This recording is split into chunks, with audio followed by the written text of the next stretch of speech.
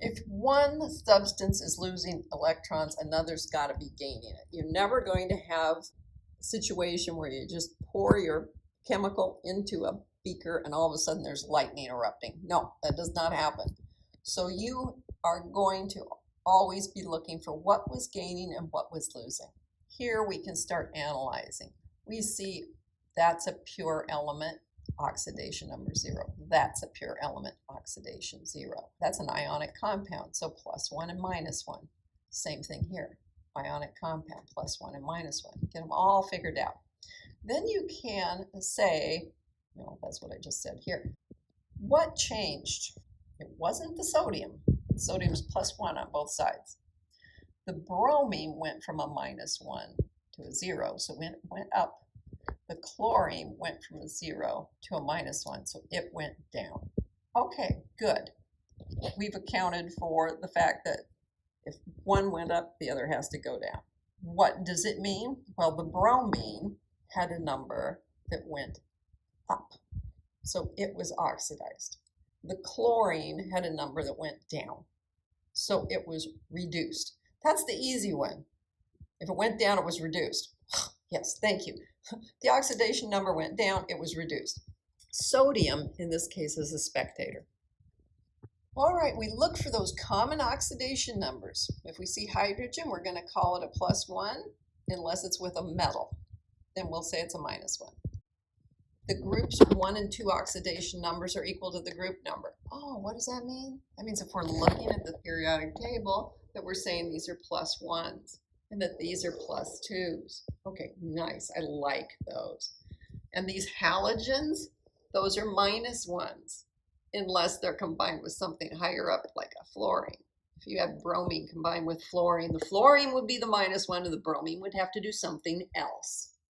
That also applies to combinations with oxygen, because oxygen is the second most electronegative. So you can see that these guys, even though we like to say they're a -1, there are a lot of exceptions because there are a lot of different situations where they're combined with oxygen.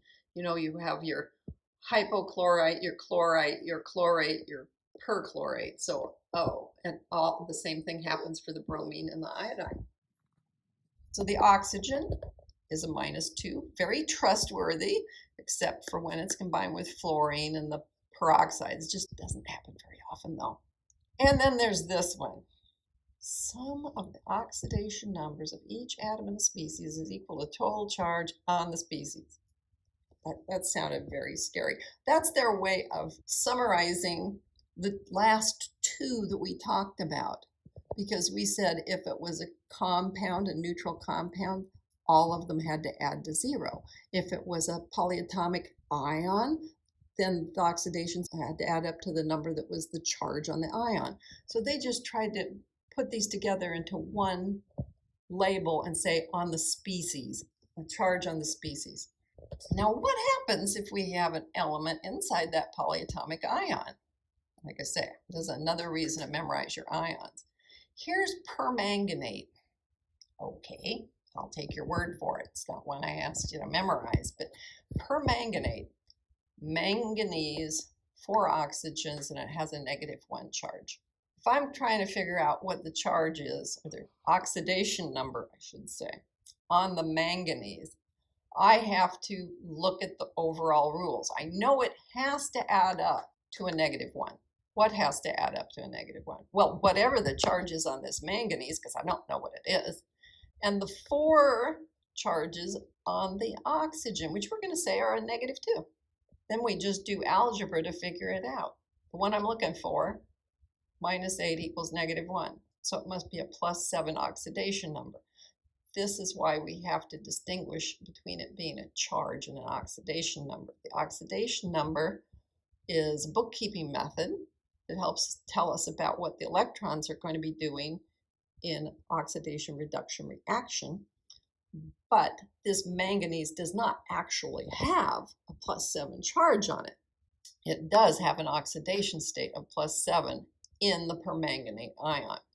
That means with a +7 like that, there's probably a lot of different ways to get it to reduce its oxidation state, because it's already got so much oxygen on it It's got a very high oxidation state. If you could just, remove some oxygen or, offer a different way of changing it. +7, that's very high. It doesn't really want to stay there very well. That leads us into the whole notion of half reactions, because we could talk about the fact that since one oxidation and reduction always happen in concert with each other, then we can talk about doing one separately and what it means, and then talk about how could I do it with a different reaction that was going the opposite direction.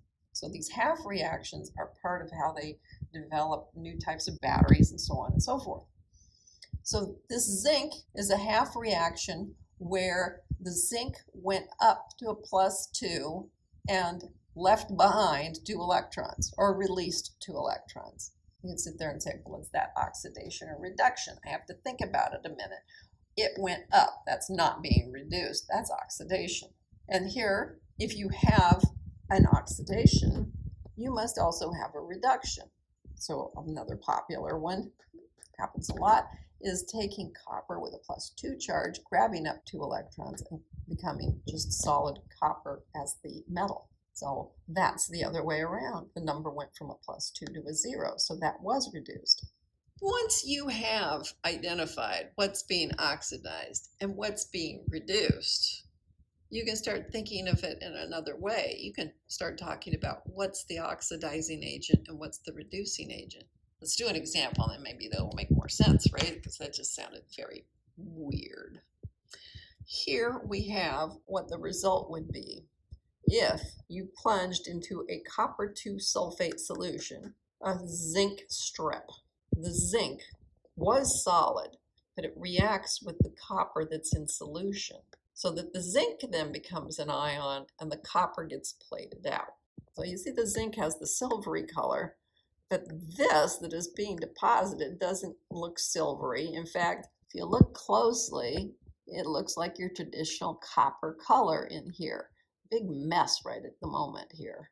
But you can also see this blue color. Look down here. This is starting to be more colorless. And if you have enough zinc, you can get all the copper to plate out as honest to goodness copper, and you'll have a zinc solution here instead, and it will be colorless.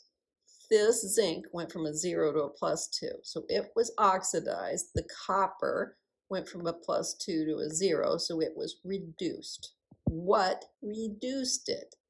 Well, the zinc did, because the zinc was furnishing the electrons that the copper used to go from being a copper ion to being copper as a solid. So this got oxidized, and it acts as a reducing agent on the other substance. The copper got reduced, and you could say that it acted as an oxidizing agent on the zinc, because the zinc is what got oxidized. If you got oxidized, you're a reducing agent. If you got reduced, you're an oxidizing agent. So the electrons are transferred. This is what we were saying when we were looking at it before. We just put some nice colors on it, labeled everything, that the oxidation number went down by 2. Meanwhile, this one went up by 2. When you were analyzing a redox reaction, you're going to say that if you accepted electrons, which means you were reduced, you're an oxidizing agent. And if you donated the electrons, so you're giving up the electrons, you are a reducing agent, but you're giving up a negative, so you went up, so you are oxidized.